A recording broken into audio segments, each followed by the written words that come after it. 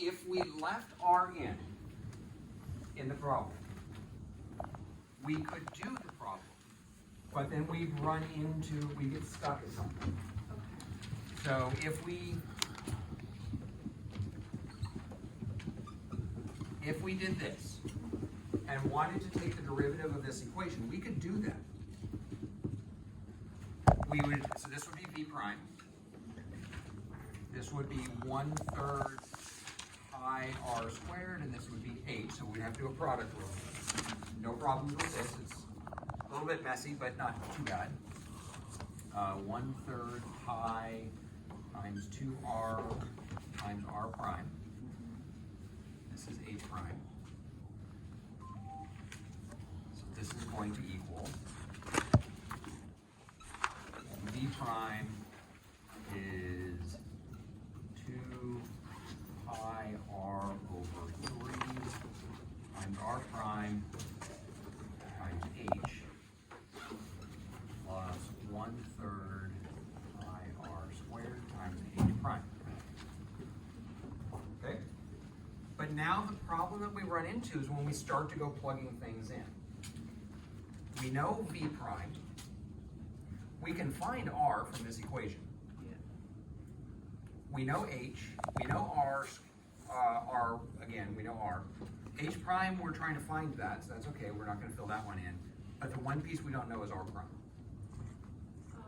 And we don't have any way to find r prime. We do have a way to find r from this equation, but we don't have any way to find r prime. Okay, that makes sense. And so we have to get rid of it. And that's why we only want to keep the variables that either we're given the rate or we want to find the rate. We only want one unknown rate left in our problem. Does that make sense, everybody? Not two.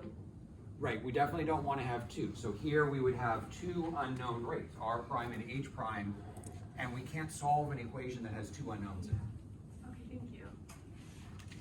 Okay? That's why we have to get rid of it in this case. I'm not going to ask you a question like this on the exam.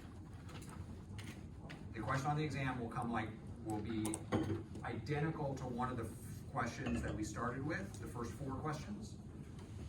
So it was the sphere, the spherical balloon, the ladder sliding down the wall, the area of a rectangle, or the 2 cars coming towards the intersection. It'll be just like one of those, but with the numbers changed. Okay. Now in the homework, you'll get one like this. There'll be another one in the homework that you will be given all of the rates for it, but not one of the measurements. So if we knew v prime and h prime, we could plug those into this equation here. We knew those two, we could use that to find h. And so one of the homework problems does that to you, where it gives you the rates, but doesn't give you one of the measurements, and then you have to find the measurement. I think it's a ladder sliding down the wall problem. Okay, any questions about this?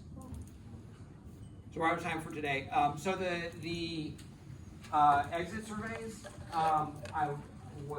they were very helpful for me in doing that, but we are a little bit behind schedule, and we're gonna have a little bit of trouble finishing everything. So from here on out, I'm not gonna do exit surveys anymore. So I'll get that score posted for you for that. If you have, I think there were 14 exit surveys that we did.